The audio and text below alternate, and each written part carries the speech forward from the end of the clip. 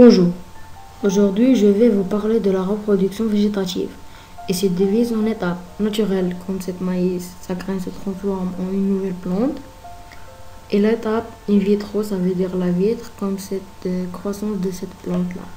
Et je vais vous parler de sa bouturage, greffage et marcottage.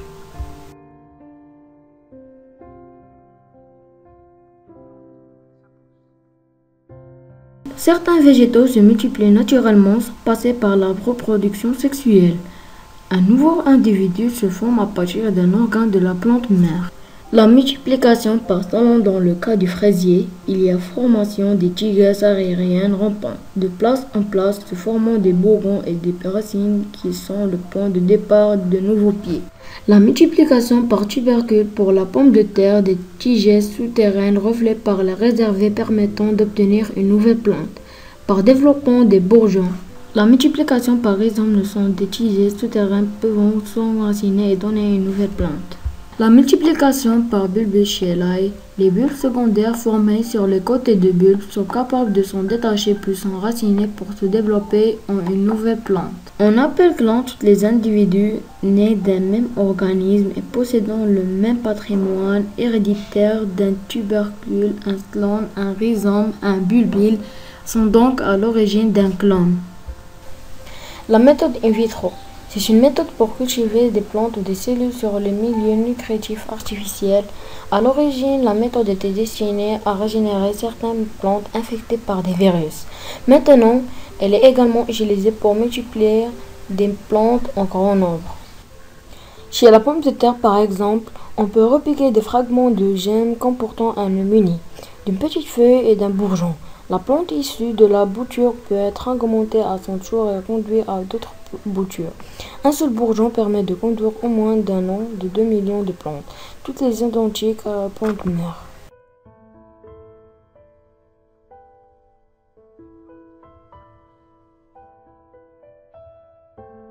Le bouturage des plantes. La solution de bouturage a pour le but de faciliter l'apparition de la racine pivotante principale et de favoriser une formation plus rapide des racines latérales secondaires.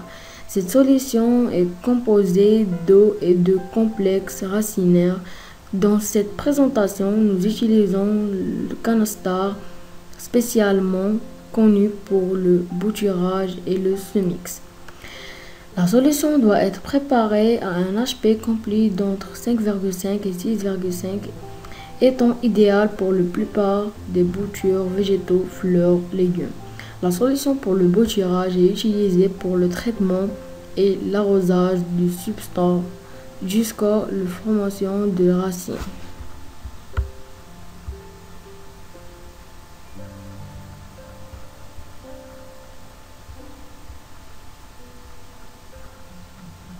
Sélectionnez un morceau de tige en bonne santé d'au moins de 5 cm de longueur, comportant au moins de 3 nœuds. Ce prélèvement s'effectue à l'aide d'un scalpel stérile ou d'un ciseau propre tout en veillant à couper le bouture en biseau sous un nœud. L'endroit de la tige où s'insère une feuille. En enlevant ensuite les feuilles de la partie inférieure tout en conservant au minimum de feuilles sur la partie supérieure.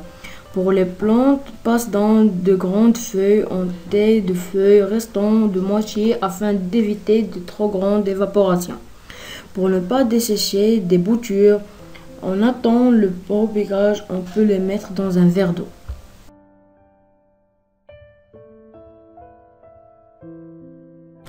Pour accélérer l'enracinement, on peut boulanger la base des boutures dans une hormone de bouturage. Enfoncez ensuite légèrement des boutures dans des pots remplis de terreau spécialement conçus pour le bouturage ou la croissance des plantes.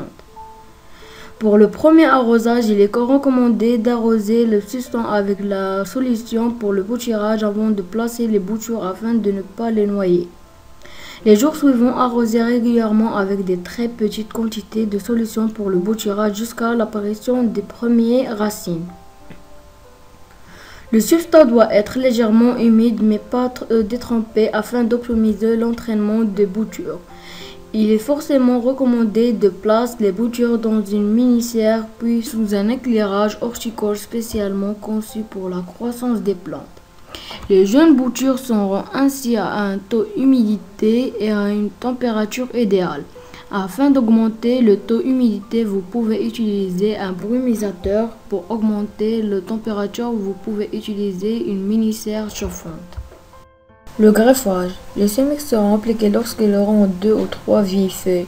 Le greffage pourra commencer lorsque les plantes ainsi obtenues feront 15 à 20 cm de hauteur. Le matériel nécessaire est un cutter bien désinfecté, du matériel de miniature, graphia ou pince spéciale greffe tomate. Un petit technique de greffe à rameur réussie. La greffe en fonte, le port de greffe est sectionné horizontalement puis fondu sur 2 ou 3 cm.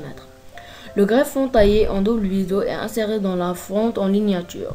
La greffe anglaise, simple. Cette greffe est très solide et s'emploie chaque fois que le greffon et le porte-greffon sont le même diamètre, taille 8 mm environ. Le greffon A et le porte-greffon B sont taillés l'un et l'autre ont bien allongé de façon à avoir une coupure longue d'environ 2 à 3 fois le diamètre du greffon. La greffage par perforation latérale. 2 jours avant le greffage, on décapite les porte-greffes de façon à ne pas laisser aucune seule branche latérale. Avec 2 ou 3 cm de tige au-dessus, le jour du greffage, on perce 45% à laisser de la branche. À l'aide d'un tournevis plat désinfecté, on insère le greffon taillé en double biseau. Cette technique a l'avantage de ne nécessiter aucune lignature. Autres techniques sont lignatures. La greffe au cure-dent ou tout autre accessoire de forme similaire, tel un crochet à ticote, ou le greffon taillé en double biseau et inséré sans l'offrise percé par le cure-dent. L'ensemble de ces techniques citées nécessitant une brumisation du greffon immédiatement après la greffe est une mise à l'étouffée avec le brumisation régulier. Le taux d'humidité devant être de l'ordre de 70% pour assurer la reprise pendant une douzaine de jours. Ces méthodes s'appliquent bien sûr aux autres solanacées, aubergines, piments. Pour terminer, quelques photographes de greffe où le greffon cherche à émettre des racines. Le marcottage est une méthode de multiplication des végétaux par le rhizogénèse. Développement de racines, une partie aérienne du plante mère. Certaines plantes se marcotent naturellement. En horticulture, le marcottage est souvent utilisé pour cloner les plantes ligneuses, dont le bouturage est difficile. Pour le marcottage naturel, le marcottage survient naturellement avec plus ou moins de facilité selon l'espèce. On parle de multiplication végétative. Des plants de fraisier se multiplient ainsi très rapidement. Un plant produit des tiges spécialisées, les stolons qui s'entendent au-dessus du sol. Lorsqu'un stolon entre en contact prolongé avec un sol humide, des racines s'y développent formant un nouveau plant. Une fois le plant bien enraciné, le stolon pourrit et la nouvelle plante est autonome. Pour le marcottage artificiel en horticulture, le marcottage consiste à forcer la mise en contact d'une partie aérienne d'une plante avec un substrat humide, jusqu'à l'apparition de la racine. On peut alors server la marcotte, c'est-à-dire séparer la partie aérienne de ces nouvelles racines de plantes mères. On distingue plusieurs techniques de marcottage, par but ou en CP, aérienne ou annulaire. Le marcottage en but ou en CP. Le marcottage en but est adapté aux plantes émettant facilement des rejets comme des fruitiers ou des porte-greffes.